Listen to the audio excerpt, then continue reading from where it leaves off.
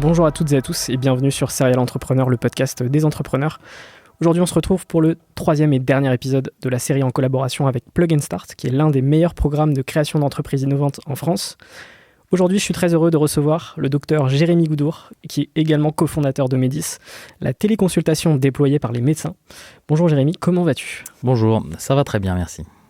Alors aujourd'hui, on va discuter un peu de ton parcours avant d'entreprendre et ensuite on parlera de ta société et évidemment de Plug and Start qui a marqué les débuts de ton entreprise en 2019 si je ne dis pas de bêtises. Ma première question, c'est de savoir qu'est-ce que tu as fait avant d'entreprendre.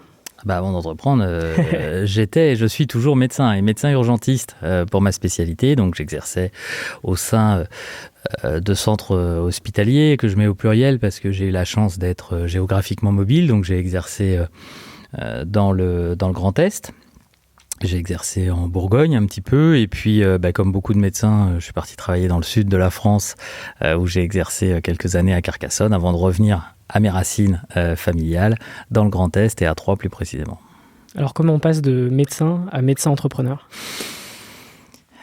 On passe de médecin hospitalier, enfant de la fonction publique, à entrepreneur parce que on a une idée et que finalement cette idée, elle va pouvoir se mettre en œuvre que par l'entrepreneuriat et elle pourra pas vivre dans un cadre solide mais extrêmement contraint qui est celui de la fonction publique, qui n'est pas construite pour accompagner l'innovation en tant que telle.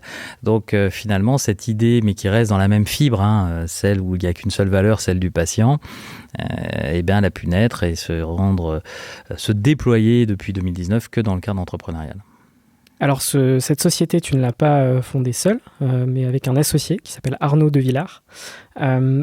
Comment se passe le moment où vous avez l'idée de ce projet jusqu'au moment où vous dites on va créer cette société? Alors pour faire la petite histoire sympa, avec Arnaud, on se connaît depuis longtemps, puisqu'on se connaît depuis la première année de la fac de médecine. Donc c'est déjà et c'est long la fac de médecine. Donc on se connaît depuis très longtemps. On gère ensemble le pôle urgence réanimation SAMU de l'hôpital de Troyes, et donc on a le même problème à résoudre. D'accès aux soins pour nos patients.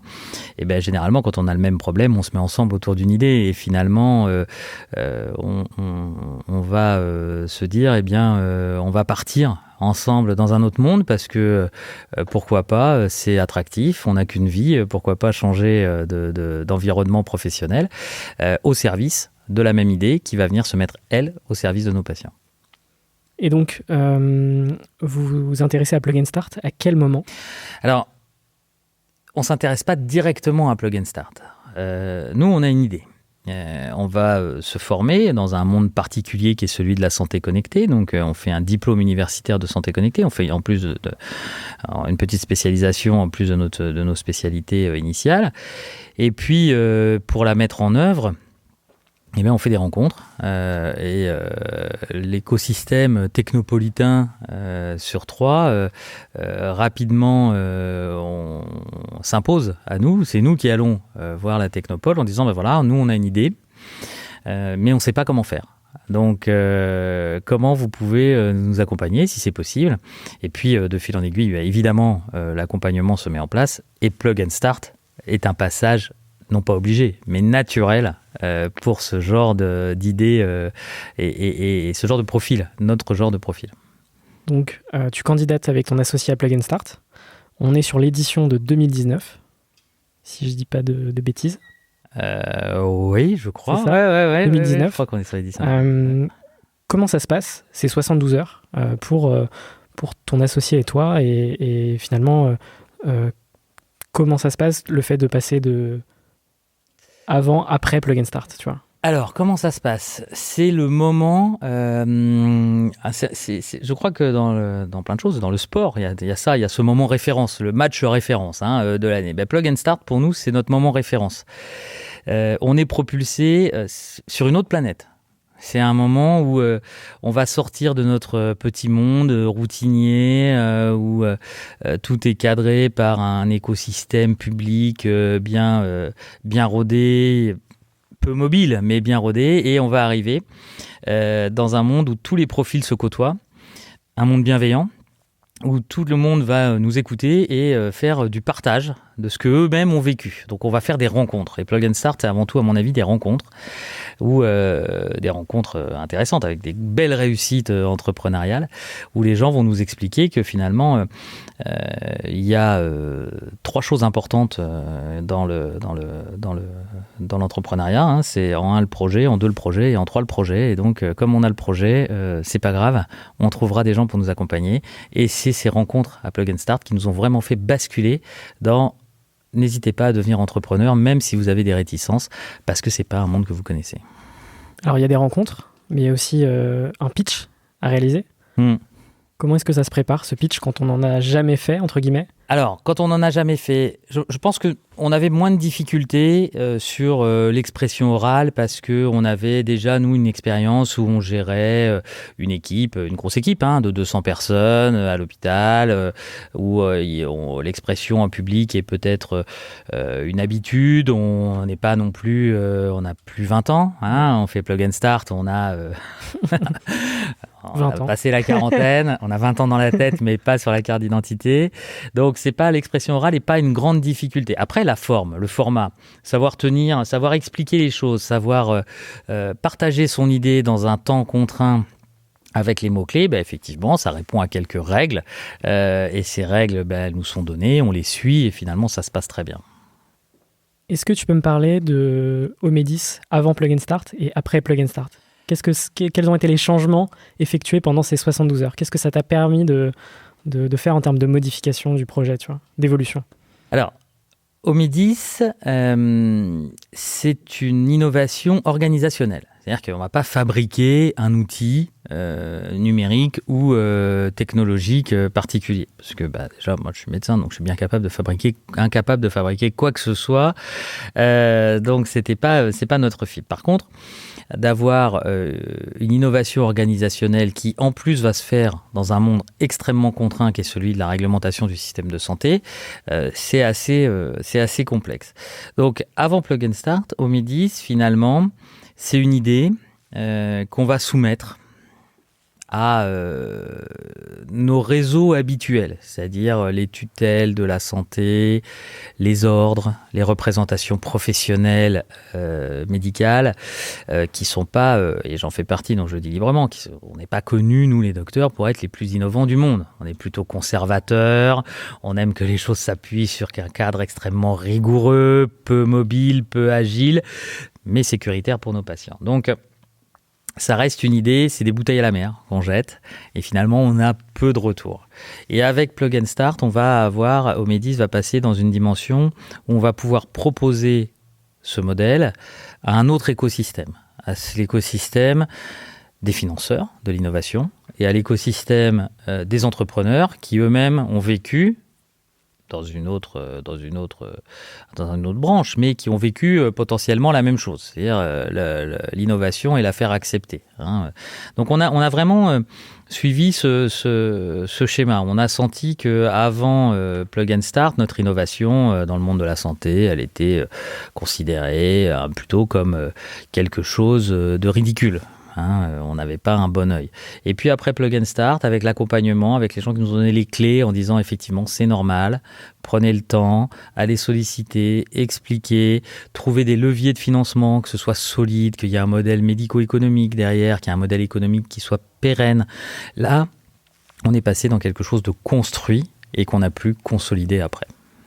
Donc là, c'est d'un point de vue business, mais d'un point de vue humain. Qu'est-ce que ça t'a apporté, toi, personnellement ? D'un point de vue humain, moi, ça a changé ma vie, puisque ma vie professionnelle, j'entends, puisque ça m'a permis de dire, il faut se lancer.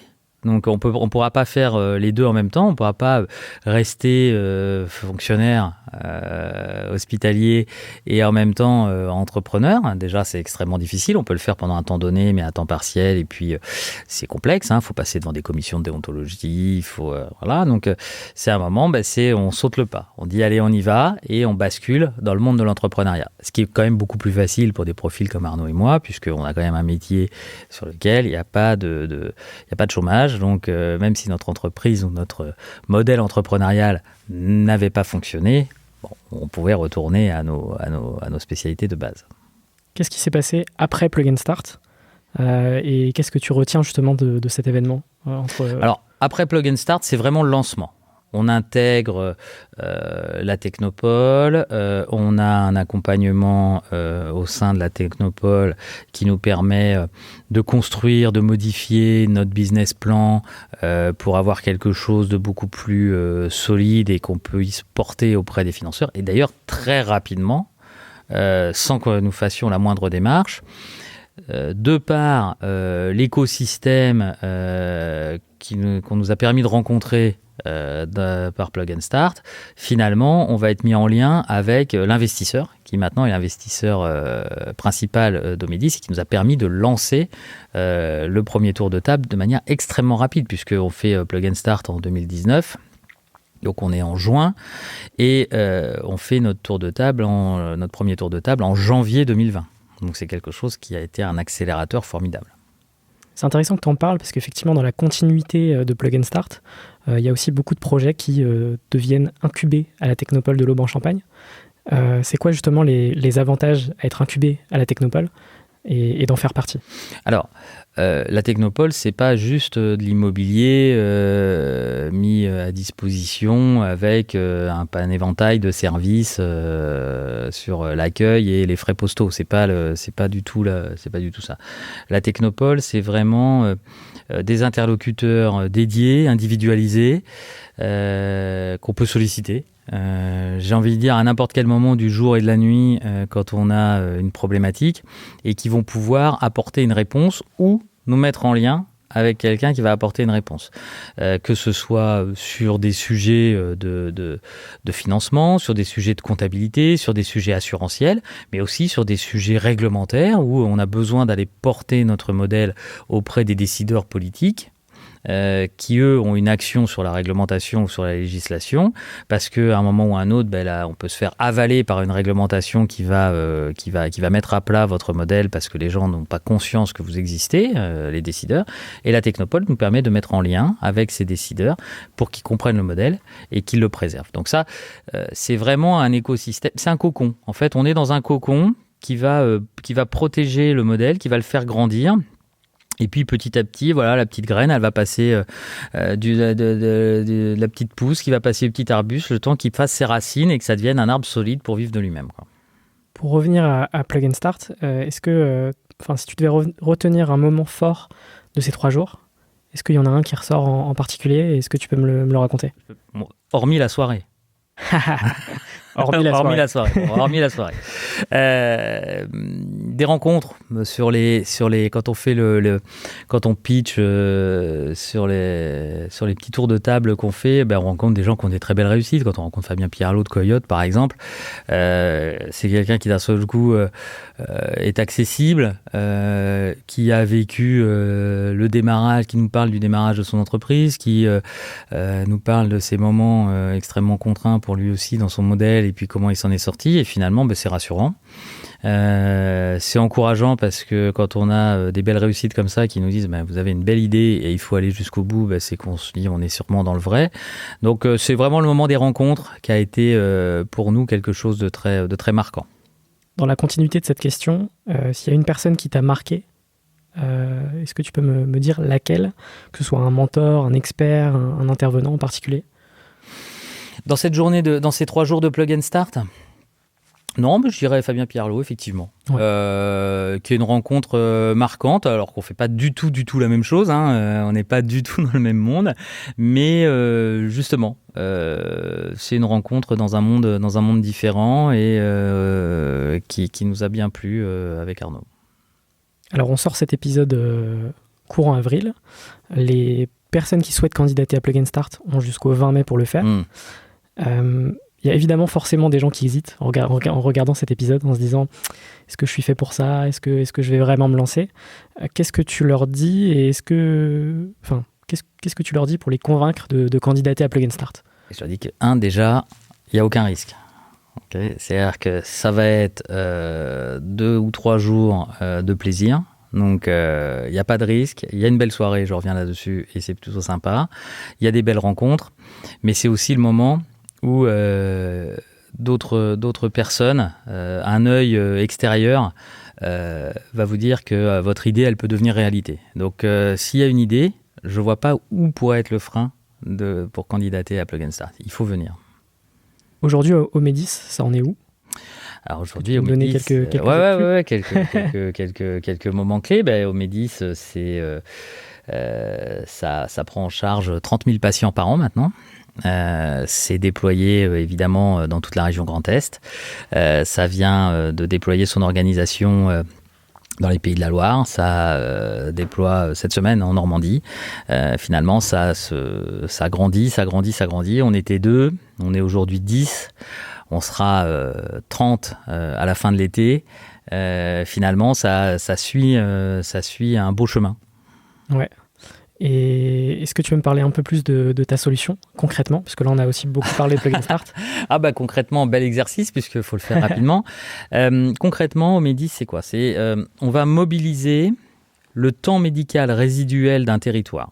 Parce que on dit les médecins sont tous débordés, mais finalement il y a quand même du temps médical résiduel, sauf qu'il est jamais au bon moment, jamais au bon endroit. Donc on va mobiliser le temps médical résiduel d'un territoire et on va le mobiliser au sein d'un cabinet médical totalement innovant. C'est-à-dire que jusqu'ici, depuis 2000 ans, le cabinet médical, c'était l'endroit où il y avait le médecin et le patient.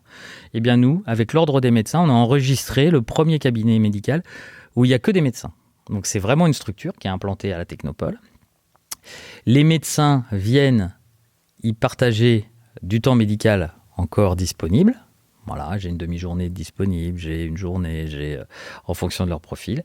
Et on va distribuer ce temps médical pour les patients qui n'ont pas accès à leur médecin traitant dans le délai adapté ou qui n'ont plus de médecin traitant, dans un rayon d'action qui s'entend à l'échelle du département et limitrophes. Donc le cabinet, il a un rayon d'action pour maîtriser les écosystèmes dans lesquels vivent les patients qu'on va soigner. Et on va utiliser une pratique particulière de la médecine qui est la télémédecine. Et dans cette télémédecine, on va utiliser la téléconsultation assistée et augmentée. C'est-à-dire qu'on va implanter à la campagne, dans les départements et le département limitrophe, des salles de téléconsultation au sein desquelles les patients peuvent se rendre. Ils sont accompagnés par un professionnel de santé, infirmier ou pharmacien dans notre modèle, durant toute la téléconsultation. On va utiliser en plus des dispositifs technologiques qui maintenant sont sur le marché sans aucun problème pour ausculter à distance, regarder un tympan à fond de gorge à distance. Et puis on va soigner ces patients-là en recours de leur médecin traitant pour leur éviter de venir échouer dans la salle d'attente des urgences, parce que c'est l'objectif initial de notre modèle. Donc, pour résumer, c'est d'un côté un cabinet médical totalement innovant, parce que c'est le premier et les seuls cabinets médicaux qui ne reçoivent pas physiquement de patients, mais qui reçoivent physiquement les médecins, et qui vont distribuer leur temps médical encore disponible à des salles de téléconsultation implantées dans les déserts médicaux à l'échelle du département et limitrophes, toujours très coordonné avec les médecins traitants si les patients en ont encore un, ou pour les patients qui n'ont plus de médecin traitant. Et aujourd'hui, on a 3 cabinets médicaux en fonction, on en a 2 autres qui sont en cours d'enregistrement à l'ordre en France, on a 150 salles de téléconsultation où peuvent se rendre les patients, et la grande victoire, c'est d'être totalement labellisé par l'assurance maladie, mais surtout par les syndicats de médecins. J'imagine a été un processus. C'était un processus long et qu'il a fallu argumenter, mais sans ce label, les téléconsultations ne seraient pas prises en charge par l'assurance maladie. Mais avec ce label, tout est pris en charge par l'assurance maladie. Donc c'est un modèle qui est complètement accepté. Voilà, c'est une innovation acceptée. Dernière question pour cette partie. Aujourd'hui, tu es médecin et entrepreneur. Comment est-ce que tu relis les deux? Les deux sont alors dans mes journées, je suis comme tout le monde, hein, des journées longues mais passionnantes, donc on compte pas ses heures. Après, relier les deux, finalement, c'est intimement lié. C'est pas comme si j'étais médecin et qu'à côté je fabriquais un outil innovant de jardinage parce que ma passion c'est le jardinage. Moi, les deux sont intimement liés. Donc j'ai gardé le sens. Je sais que quand je me lève le matin, tout ce que je vais faire, ça a du sens pour la seule valeur qu'on défend avec Arnaud. Et la valeur unique quand on fait du soin, c'est le patient. Voilà. Il n'y a pas d'autre valeur. C'est le patient la valeur. On va pouvoir passer à la dernière partie de notre échange avec quelques petites questions rapides. Évidemment, à chaque fois, tu as le temps d'y répondre puisqu'on est dans un podcast. La première, c'est qu'est-ce que tu fais pour aller mieux ? Un régime. Ok. Parce que la diététique, c'est pas du tout ma spécialité. C'est quoi ton plus grand rêve ? Mon plus grand rêve, j'en ai plein. Mon plus grand rêve, j'ai des rêves personnels concernant ma famille qui n'ont pas lieu d'être là, d'être exposé ici. Et puis les rêves professionnels, c'est effectivement avoir participé ou à finir d'avoir participé à résoudre le problème d'accès aux soins primaires, parce que je suis convaincu qu'aujourd'hui, un patient sans un médecin traitant, c'est un patient qui est plus en danger que celui qui a un médecin traitant. C'est quoi ta plus grande peur ? Je suis assez serein professionnellement parce que je sais que je trouverai toujours du travail, mais ma plus grande peur reste au niveau entrepreneurial d'être happé par un système technocratique qui pourrait ne pas prendre garde aux innovations territoriales. Globalement, ma plus grande peur, c'est que on n'ait pas suffisamment de racines à l'arbre qu'on est en train de faire pousser et qu'on soit happé par la première tempête réglementaire, compte tenu qu'on évolue quand même dans un monde aujourd'hui où les lois changent tous les 2 ans et il est difficile de s'y adapter. Est-ce que tu as un film ou une série à me conseiller ? Non, alors les séries, moi je suis très... je m'en sers pour m'endormir le soir tard, donc je consomme énormément de séries sur Netflix, donc... c'est vraiment le repos du cerveau. Je crois qu'une fois que je les ai vus, je les ai oubliés. Y a-t-il une question que tu aurais aimé que je te pose mais que je ne t'ai pas posée ? Ouais. Dis-moi. Où est-ce que je serai dans 5 ans ? C'est une question d'entretien, ça. Ah ouais, bah tu vois. Il faudrait que je la pose. Tu peux y répondre ? Non, et ça fait partie de mes plus grandes peurs. Je pense qu'on a tous besoin d'avoir une ligne à peu près tracée quand on s'y engage, et c'est peut-être la contrepartie de tout ce qui est sympa dans le monde entrepreneurial. Il y a un côté moins sympa, et c'est celui de l'incertitude dans 5 ans. C'est quoi pour toi un entrepreneur ? C'est quelqu'un qui va sortir de sa zone de confort. Alors ça peut être plus facile pour des gens comme Arnaud et moi parce qu'on a une sécurité de l'emploi derrière. Donc nous, on n'estime pas avoir les mêmes problèmes que les entrepreneurs qu'on côtoie. Et on estime ne pas pouvoir comprendre leurs difficultés et leurs nuits blanches sur savoir s'ils vont pouvoir payer les salaires de leurs salariés à la fin du mois s'ils en ont. Mais être entrepreneur, c'est se dire j'ai une idée, elle va devenir réalité, mais pour ça il faut que je sorte de ma zone de confort. Et pour conclure notre échange, est-ce que tu as un dernier mot concernant Plug & Start ? Une dernière anecdote ? Venez. Tout simplement. Tout simplement. Venez. Nous, on y sera aussi. Et venez, vous allez vivre une expérience passionnante. Mais écoute, ce sera les mots de la fin. Merci à toi, Jérémy, pour cet échange. J'espère que ça t'a plu. C'était très bien. J'espère que toi qui nous as regardé et écouté, ça t'a plu aussi. Et puis si tu hésites encore à candidater à Plug & Start, tu as jusqu'au 20 mai. Et je pense qu'il faut se lancer finalement. Merci beaucoup. Beaucoup. Merci François. Ciao.